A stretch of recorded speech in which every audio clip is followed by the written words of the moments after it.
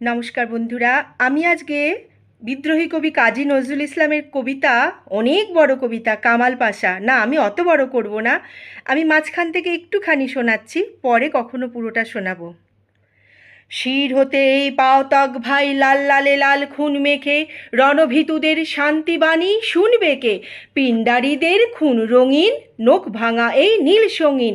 তৈয়ার হ্যায় হরদম ভাই, ফাটতে জিগর শত্রুদের, হিংসুক দল জোর তুলেছি সত্যদের। সাবাস জওয়ান সাবাস, খিনজিবি ওই জীবগুলোকে পায়ের তলে দাবাস।